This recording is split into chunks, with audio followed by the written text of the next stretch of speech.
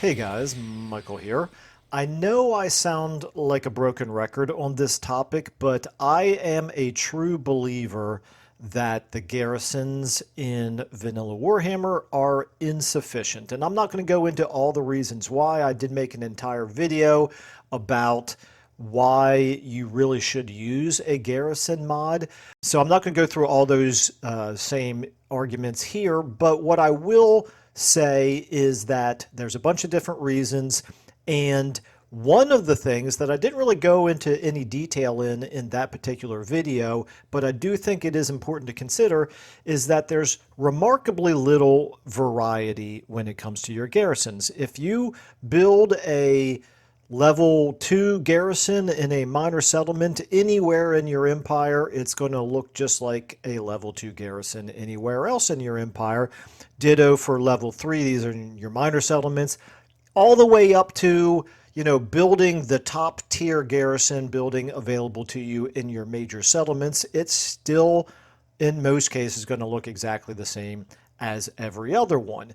And it's going to be the same for regardless of which legendary lord you're playing for a particular race. So, the great example here would be the Skaven. The Skaven have different types of units that they specialize in. So with Ikaclaw, for example, you've got your weapon teams, but with Throt, you've got your monsters, and with Tretch or Queek, you've got your standard clan rats all the way up to your storm vermin, and so on and so forth.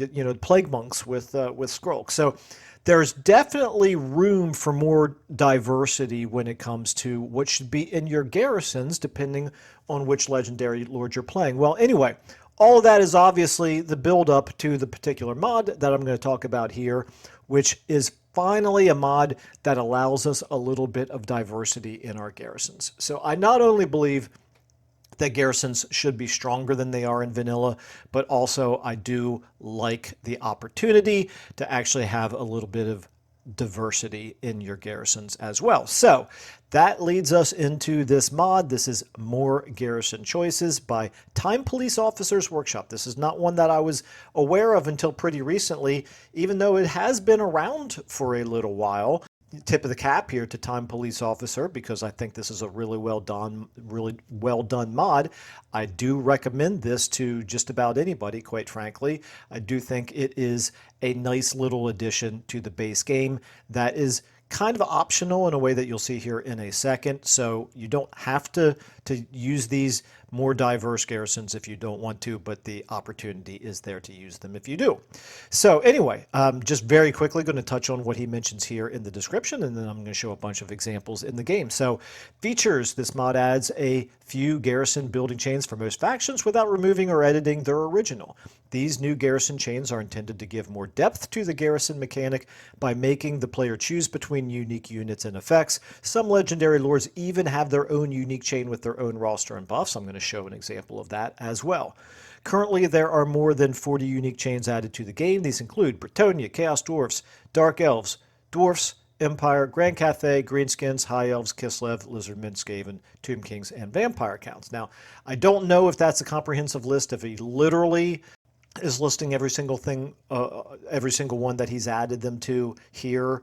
Anyway, so yeah, let's go ahead then and start jumping into some examples. I think it's a pretty straightforward mod, pretty easy to understand here. So I'm going to start out with the vampire counts, and in the background here, I'm going to be showing both the minor factions and the minor settlements and the major settlements, so that you can see all the different options as they apply to both major settlements and to minor settlements. But while that's playing in the background, I also want to mention this is an example at first with no other garrison mods added besides the More Garrison Choices. So this is your vanilla Blasphemous Bulwark, which is the standard garrison building that you can build. The reason I mention this is because I also am a proponent of Chose improved garrisons, and I did want to point out that you can use both of these mods together. Chose improved garrisons will improve then that default garrison building, but these other garrisons will work in addition to that. So what you could do, obviously, is you can strengthen the existing garrisons in the vanilla game just by adding an additional garrison building to any particular settlements that you have that feel like you want them to be particularly defensible. So you could do it like that. Alternatively, you can use this side by side with Cho's improved garrisons. And in that case, what you might want to be doing is more of a either or situation where you build either the standard garrison building or you build one of these instead. It is important to note that each of these different buildings, in addition to the units that they provide, they are also providing different types of buffs to your faction as well, usually in province or in region type buffs. But anyway, that's another consideration to think about when you're deciding which of these garrison buildings you want to build.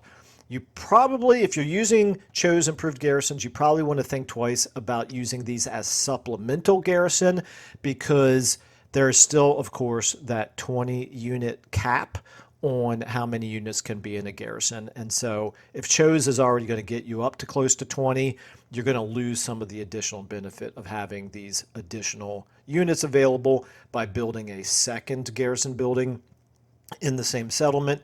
And, I don't think anybody knows the formula that the game uses, at least not that I've heard, to determine exactly which 20, if there's more than 20 units available in a garrison, in terms of which 20 it's going to go with. So anyway, I'm going to recommend this as either use this mod along with vanilla to give yourself the opportunity to have supplemental garrisons, or use it side by side with Cho and with Cho's improved garrisons, and that would be more of an either or. So you would build one or the other most likely. Anyway, that's enough with the vampire counts. Moving on, I mentioned the Skaven. I'm showing now the garrison buildings for both the major and the minor settlements for the Skaven. And like I said, thematically as well as functionally, I think that this makes sense because different legendary lords really should have different types of units in their garrisons, not just in their armies. And you do have this variety that's available in both major and minor settlements. And the effects can eventually build up to be quite strong. Okay, he mentioned that some legendary lords actually get a unique building chain, so I'm showing you here the Tomb Kings, but this is not just the Tomb Kings. This is Arkan the Black, and he gets an additional garrison building that the other Tomb Kings don't get. I did check them out. And it's unfortunately just listed as garrison. It doesn't have like a special name for it, but it is, of course, the garrison that provides your vampire count units, which again is sort of Arkan the Black's thing. So he's got the option to build that as well as all the others that are available to all of the other Tomb Kings. All right, next up we've got Kislev. Same thing. You can see side by side with the standard Stanitsa defenses here. You've got improved infantry corps, improved cavalry corps, and improved artillery corps. Or in the major settlements, lower city ramparts, that's the default one. Then you've got Grand Infantry Corps, Grand Cavalry Corps, and Grand Artillery Corps. But in Kislev itself, you don't have any of these additional options, and that's probably just because the standard garrison that comes in Kislev is strong enough on its own. So just keep that in mind. There are going to be some special cities in the world who don't get these additional garrisons, because presumably because they don't need them.